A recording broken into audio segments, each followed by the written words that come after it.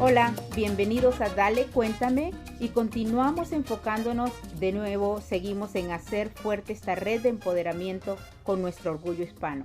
Mi nombre es Rosy Aguigure, soy productora y comunicadora de profesión y aquí estamos conversando sobre los temas que más nos están afectando, porque saber es poder y en la unión está la fuerza.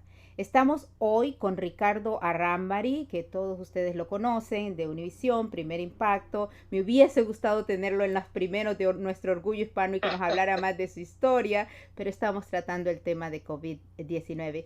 Ricardo, bienvenido, gracias por estar aquí. Muchas gracias, Rosy. Es un placer estar aquí compartiendo contigo y tu audiencia. Y les cuento entonces por qué Ricardo está así de emergencia en este segundo programa sobre este tema. Es porque Ricardo andaba con su esposa y su familia, él es vasco, y andaba con su esposa que es de Francia por Europa en estos momentos. Y Ricardo, por favor, cuéntanos primero cómo están ustedes, que sé que estás en cuarentena, y luego cómo fue toda esa travesía. Bueno, afortunadamente estamos muy bien. Pasamos momentos en que estábamos muy preocupados. Mis padres son de Guernica. Natalie, mi esposa, es French Rican, franco-riqueña, mitad puertorriqueña y mitad francesa. Y el pueblo de ella, la ciudad de ella, queda como a 5 horas y media de la mía y siempre vamos todos los años. Entonces, lo que hacemos normalmente es viajamos a París y de París tomamos el TGV, el tren de velocidad rápida, el tren Grand Vitesse. Pero como este año sabíamos que había problemas por el COVID-19 y tal, decidimos alquilar un coche, manejando de París a Poitiers, y la razón era porque nos íbamos a encontrar más tarde con el padre de Natalie, que estaba llegando en un crucero, y Mm. aparte íbamos a estar viendo a mis padres también. Mi padre acaba de cumplir 90 años y no queríamos exponernos nosotros para no Wow. contaminarlos de alguna manera. Entonces, por eso alquilamos el coche y fuimos a Poitiers. En Poitiers tenemos una casa que heredó mi esposa, de su madre, por cierto, y tenemos un coche también que nos da la habilidad de movernos. Mi suegro ya había salido de Fort Lauderdale hacia el Mediterráneo, hacia Barcelona. Entonces, Natalie y yo salimos rápido a Barcelona a recibir a mi suegro. Y apenas llegó, pues nada, fuimos con él. En ese momento todavía había cierta preocupación en España, pero en Barcelona la gente se veía en la calle, yo me reuní con unos amigos, Ah, pero yo creo que la primera alerta grande que recibimos es que apenas desembarcaron ellos, España decidió cerrar todos los puertos marítimos a todos los cruceros y a todo el tráfico. oh, ¡Wow! Llegaron de milagro, como dice mi suegro, por un pelito. Y nada, híjole. nos fuimos a Valladolid tranquilos, visitamos la Facultad de Medicina esa noche, había cierta preocupación en el ambiente, pero nada así tan grave.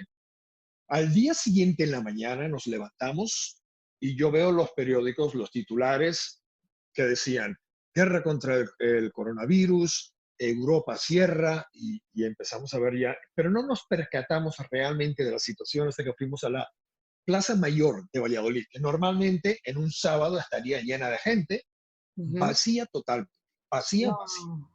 Y Wow. fuimos a la única cafetería abierta porque queríamos comer algo. Y en ese momento llegó la policía a cerrar ese local también. Ahí fue cuando dijimos, oye, esto se está poniendo feo y vamos a salir de aquí. Y salimos manejando ya en dirección norte, como ya escapándonos hacia Francia. Y nada, ahí se salían todas las alertas por todo lado. Manejando era increíble porque estás en la autopista, un vehículo, era un fantasma la autopista, nada. Entonces llegamos a Guernica, nadie, absolutamente nadie en la calle. Y a casa Wow. de mis padres, nos despedimos brevemente de ellos, con toda la cautela para no llevar nada de contaminación nosotros ni nada, pero no habíamos estado realmente expuestos a nada. Y nada, les dijimos adiós y salimos manejando hacia Francia, pero como una bala, y con el miedo de que en cualquier momento nos cerraran la frontera y nos tuviéramos que quedar ahí. De hecho, en uno de los sitios donde nos teníamos que quedar, nos cancelaron el hotel y tuvimos que seguir manejando sin dormir ni nada. Oh, Finalmente llegamos a Poitiers, a la casa de mi esposa, ujú. y estaba más tranquila la situación. En Poitiers no había habido ningún caso de coronavirus todavía. La mayoría de los casos estaban en París. Y entonces, pues nada, había cierto ambiente en la calle, tranquilidad.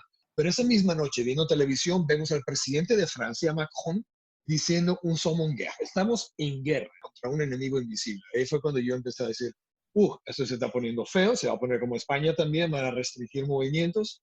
Hice unas cuantas llamadas y esa misma noche a las 2 de la mañana nos fuimos manejando hasta París. Y te digo manejando porque durante la tarde, cuando tomé la decisión, estuve, nada, tratando de conseguir un taxi, a ver si conseguíamos a alguien Ujú. que nos llevara, alquilar un coche, nada, estaba todo cerrado ya después que el presidente dijo eso. Y nos fuimos en el carro de nosotros, que por cierto, cuando llegamos al aeropuerto de París, lo dejamos allá en long term parking, o sea, no sé cuánto nos Oh, saldrá wow. la cuenta cuando regresemos de aquí a 2 meses, o vaya mi cuñada o algo así, pero era la única manera de llegar a París sin arriesgarnos al contagio, porque podíamos ir en tren, pero yo no quería poner a mi suegro, que tiene 84 años, y exponerlo a un tren donde puede haber gente que a lo mejor está en una situación que no tenemos control. Y, Claro. lo, y no, y me impresionó muchísimo llegar al aeropuerto vacío, el Charles de Gaulle vacío, vacío. O sea, Mm. éramos unos cuantos nada más los que íbamos a venir a Estados Unidos, que estábamos entrando al aeropuerto. Afortunadamente, como somos ciudadanos, pudimos venir sin ningún problema. Pero te Sí. imaginas que estés visitante o algo así de buenas a primeras, te quedes estancado en otro lado. Totalmente, Increíble. que creo que, de hecho, sí te cuento, una familiar mía que estaba en las islas de la Bahía de Honduras no puede salir y ella es americana, ¿no? Su esposo es incluso americano y no pueden salir de allá. Y Bueno, eso ha pasado en otros países como Perú también, que han cerrado estrictamente todas las fronteras. Ese era mi miedo cuando estábamos en Francia. Por eso dije yo, totalmente. vamos a salir corriendo, y es lo que te digo. Claro, ya me imagino tus hijos y tus familiares aquí, Ricardo, preocupados por ustedes, ¿no? Claro, claro. Mi cuñada preocupada porque estábamos con el padre de ella, que es mi suegro, y Natalie también, yo tratando de tomar todas las precauciones posibles. Mis hijos también llamándonos, ¿están bien? ¿Qué van a hacer? No, no, era mucha presión la que sentíamos, pero nada, tratamos de hacerlo con la mayor calma posible, porque esos son los momentos en que tienes que pensar con un cerebro de acero. Lo que sí me sorprendió enormemente es, bueno, en el avión te dan un formulario ahí para rellenar, que es una declaración de salud de viajero, pero Ajá. cuando llegamos al aeropuerto internacional de Miami no había nadie con un termómetro midiendo la Oh my God, no temperatura. me digas No, eso. no, nada. Fue Oh my, simplemente ¿sabes alguien qué? ahí nos preguntaba, ¿cómo están? ¿Cómo estás? ¿Cómo te sientes de No, salud? Ricardo, yo no Bien. te lo puedo "Ah, creer. vete a tu". Yo le digo, vengo de España y vengo de Francia, que son Oh my, países que, donde hay una cantidad increíble. Y nada, no, vente a tu no, casa y y te quédate en digo, cuarentena. increíble, porque la audiencia sí lo pudo oír en el programa anterior. A Ceci Bográn, lo mínimo, no les estaban tomando test, que es de por sí, Nada. pero ella venía de Italia, pero lo que sí aquí le tomaban la temperatura. O sea, dejaban A entrar a los nosotros ciudadanos nada, tal cual, pero les tomaban la temperatura. Que me digas que en Miami, un puerto tan nada, abierto al mundo, de hecho, ¿no? nada. No Sí, les me tomaran. sorprendió muchísimo. No, no, no. Como periodista, Ricardo, ya sí, en esta parte por todas las cosas que hemos vivido, obviamente, pero imagínate tú que eres uno de los principales periodistas hispanos en el mundo, la verdad, que ha viajado con Univisión y sobre todo con Primer Impacto. ¿Cómo ves este tema? ¿Cómo ves esta noticia? Mira, yo no le quiero echar la culpa a nadie en particular, pero se ha cometido una serie de errores a nivel mundial. Primero, una de las mayores críticas que se está llevando a cabo en estos momentos es que el gobierno de China haya tratado de mantener esto por abajo, Ujú, cuando si lo hubiera podido controlar de una manera abierta, con la ujú. colaboración de la Organización Mundial de la Salud, del CDC, de otras instituciones, a lo mejor se podía haber contenido. Claro. Y este fue el primer gran error. Después, los otros errores han sido los países europeos, que tienen una política abierta, que en un momento inicial pues no lo contuvieron, quizá porque no tenían la información de China. Y para cuando se dieron cuenta de la situación, Italia lleva ya varias semanas encerrada totalmente, pues mira la gente que está muriendo. En Italia ha muerto ya el doble de personas que en China.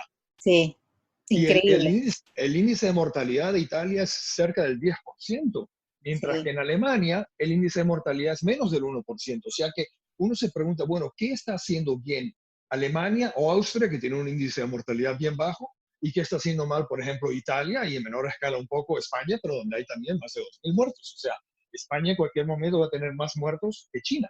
O sea que sí veo que se han cometido una serie de errores, pero creo que se iniciaron, y no tengo nada en contra de los chinos, por supuesto, pero yo creo que el gobierno de China tenía que haber sido más responsable, aceptando la realidad de lo que estaba pasando en ese momento, y no se tomaron las debidas precauciones. En España hay muchos más muertos que en Estados Unidos, sí, más del triple de muertos que en Estados Unidos. sí, sí, sí. Eh, no, en España comenzó antes, yo me imagino que en España llegarán al pico de la pandemia antes y comenzarán a bajar antes. En Estados Unidos, un país tan grande como es el nuestro, aquí se habla de que van a ser millones y millones los casos. O sea, son abrumadoras las cifras, es preocupante lo que se nos viene encima y preocupante de que hay estados que tienen una política muy abierta todavía. Por ejemplo, aquí en la Florida, Oh, pues sí. no a nivel gubernamental de gobierno estatal no se han tomado medidas estrictas. Son municipalidades o algo Increíble. así las que están restringiendo movimientos, pero a nivel estatal no sé si se lo están tomando en serio o no, no sé si no quieren que afecte a la economía, pero a Exacto. la larga la economía se va a ver mucho más afectada porque entonces el problema va a ser mucho más grave. Totalmente, y Florida es uno de los estados que más se les está criticando, porque aunque sí les están diciendo que vayan y no han hecho lo que ha hecho Nueva York, lo que ha hecho California, incluso Illinois, ¿no? Ricardo, para mí es bien importante, primero, obviamente, cuidarnos todos, seguir en ese aislamiento lo más posible y salir solo de emergencia. Claro. Y extra limpieza, porque como lo hemos visto, el contagio es súper fácil, pero también el deshacernos del virus es fácil si nos súper limpiamos, ¿no? Si Un hay dato algo. muy importante que es lo que se está mencionando ahora es limpiarse, quitarse el calzado cuando lleguen a casa, porque este es un virus diferente, es de un tamaño un poquito más grande que otros, se mantiene en el suelo por más tiempo y mucha gente lo está llevando a su casa en el calzado. Entonces están Exacto. recomendando llegar a casa, quitarse el calzado inmediatamente, limpiarse las manos, limpiarse todo. Empecemos por ahí. Definitivamente, esos son los consejos y sobre todo queríamos escuchar tu historia. Te agradezco, por supuesto, un abrazo a Natalie y a tus hijos que estén siempre de lo mejor y tu suegro y gracias a Dios que llegaron bien. Ricardo, gracias de verdad por estar aquí. Dale un último mensaje a la audiencia. Muchísimas gracias a ti, Rosy, por la oportunidad. Un saludo a todos en la audiencia. Por favor, cuídense. Esto es muy serio, tómenselo en serio. No como algunos aquí en la Florida que están en spring break y en fiestas y tal. No es un momento para esto. Es un momento para tomárselo en serio y sobre todo para no contagiar a otras personas. Quédense en sus casas, aíslense para tratar de contener la expansión de esta pandemia. Es todo lo que les puedo decir y un abrazo. Los quiero mucho. Muchísimas gracias, Ricardo. Un abrazo de nuevo. Cuídate mucho. Gracias por estar. Gra Gracias a ti. Y esta es otra de las con personas que nos están dando su parecer o los sucesos que están viviendo. Y tenemos con nosotros a Chelo Álvarez Steele, no sé si pronuncié bien el apellido, una documentalista, colega que me encanta el trabajo que hace y vamos a hablar un poquito de ella. Hola Chelo, ¿cómo estás? Ella está en Barcelona, cuéntanos. Buenos días a todos desde Barcelona y desde España, que ahora mismo es el epicentro de la epidemia o de la pandemia del coronavirus. Mira, solamente que te quería decir es que justo me acabas de llamar, que son las 8:04 de la tarde aquí en España, y se me está poniendo la carne de gallina porque está toda la ciudad de Barcelona aplaudiendo. Es de noche aquí, pero están todos aplaudiendo y gritando y dando las gracias al profesional sanitario que están en primera línea y que están arriesgando sus vidas cada día. En Italia han muerto 24 médicos. Yo me quedé alucinada ayer, se me puso la carne de gallina, porque mi propio hermano en Madrid es médico, especialista en cuidados intensivos, y lleva ya 10 días enfermo, aislado en casa, ha dado positivo y su evolución ha sido muy lenta, ha perdido el olfato y ha perdido el sentido del gusto, aparte de tener fiebre y otros síntomas. Pero él me dice que realmente estamos en guerra.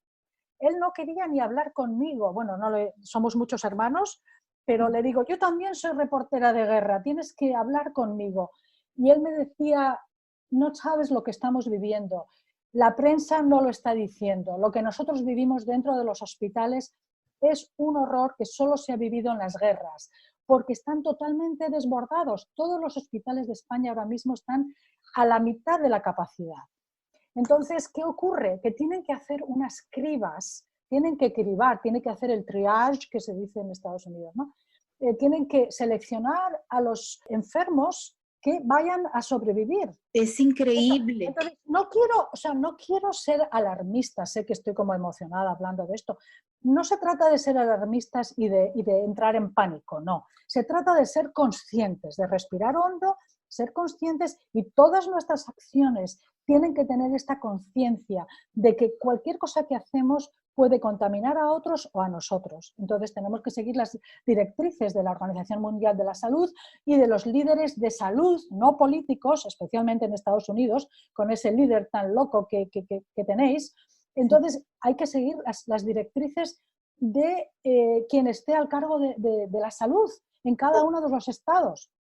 Totalmente. Y quiero, por lo que dices, y para mí te digo, en ningún momento es alarmista. Yo lo que digo es que hay que ser realistas.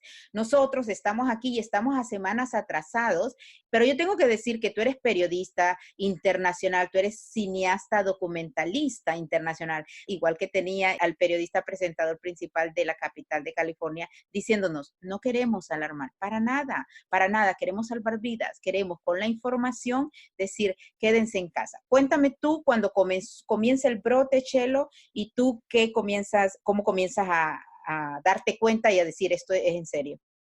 Bueno, yo empiezo a mirar lo que está ocurriendo en el mundo, empiezo a ver periódicos de todo el mundo en distintos idiomas, de los máximos que pueda, y me doy cuenta de que lo que está ocurriendo en China, con este mundo global, puede afectarnos. Y yo lo que me pregunto es por qué los líderes políticos de Occidente no se dieron cuenta de eso.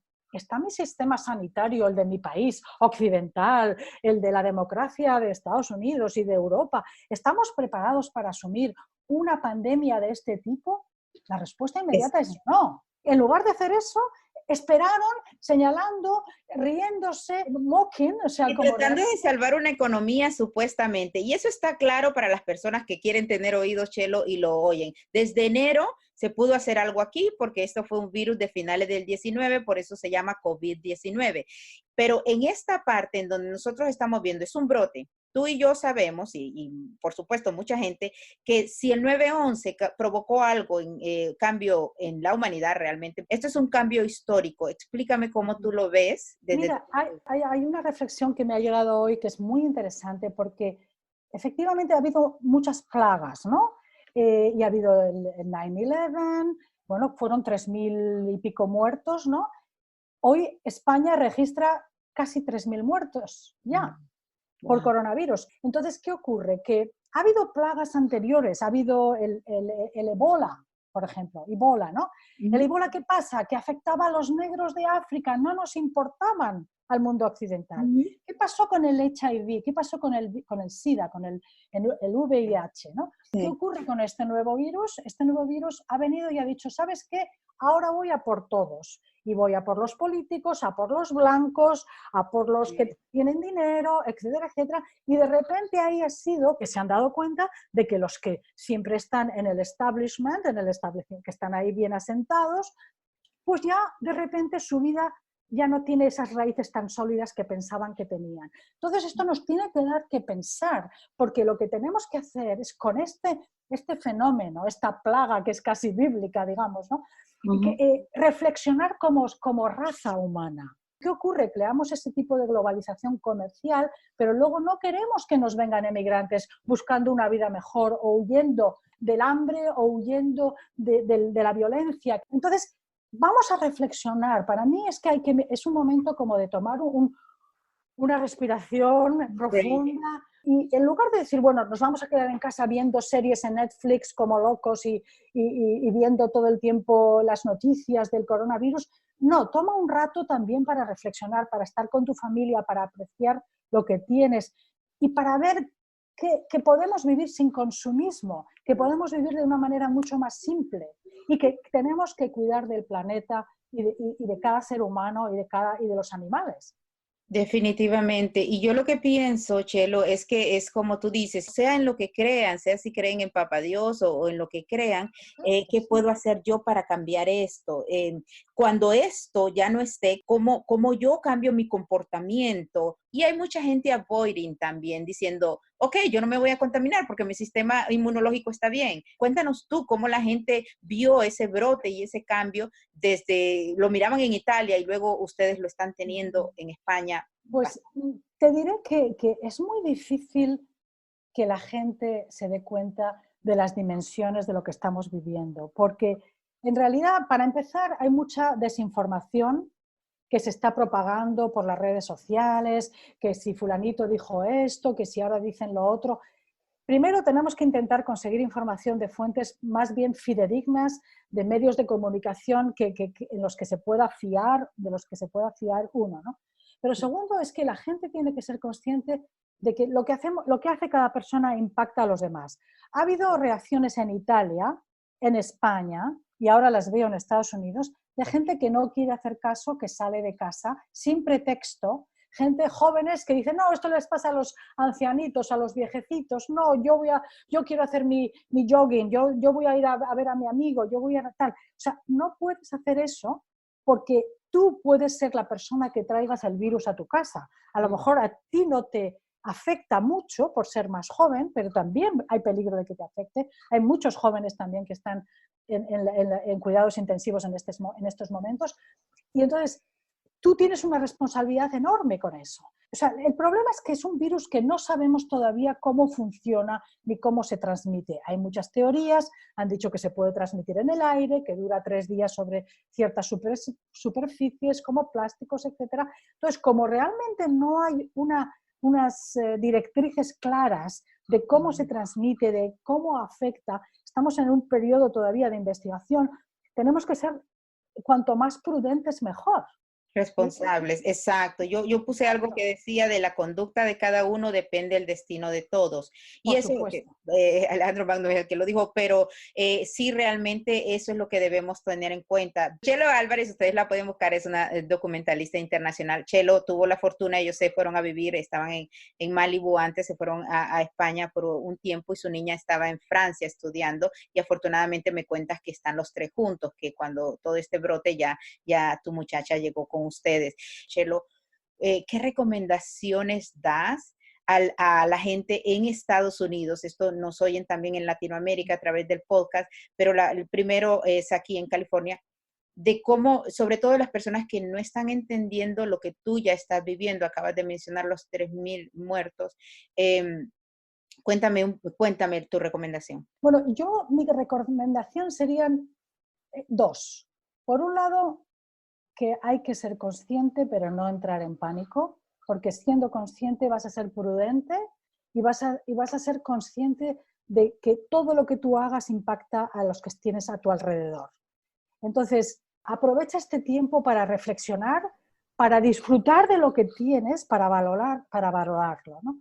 Segundo, anticípate a lo que está viniendo. O sea, yo, por ejemplo, me anticipé. Yo empecé a ver noticias y yo empecé ya las reuniones que tenía de trabajo o reuniones como mayores, incluso algún meeting al que asistí, algún congreso pequeño al que asistí, cuando ya estaba ocurriendo esto en Italia, ya empecé a no dar besos a nadie. Yo no daba besos, en España ya sabes que se dan 2 besos siempre, no daba abrazos. O sea, vosotros en Estados Unidos supongo que ya no dais abrazos, que ya no dais la mano. Anticípate, es decir, no esperes a que te digan, a que el gobernador de California te diga cierre total, no salgas de casa. Esto pasará, pero van a pasar muchas semanas antes de que pase de verdad y antes de que podamos volver a la vida normal. Entonces, lo mejor es tener un espíritu positivo y un espíritu solidario, como decías tú, Rosy, muy importante, que vivamos este momento de nuestra vida tan desafiante, digamos, con el corazón desde dentro.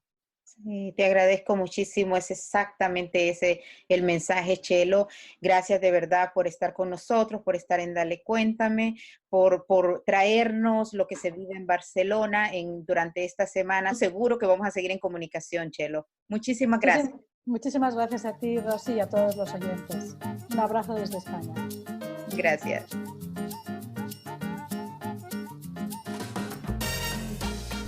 Y gracias a todos nuestros entrevistados, Orgullo Hispano, que hemos tenido y seguiremos teniendo en este espacio. Búscanos como Dale Cuéntame en Facebook, en Twitter y también en Instagram. Y conéctate con nuestra red de empoderamiento, porque saber es poder y en la unión está la fuerza. Yo soy Rosy Eguigure, gracias por escucharnos y conectarte. Hasta la próxima.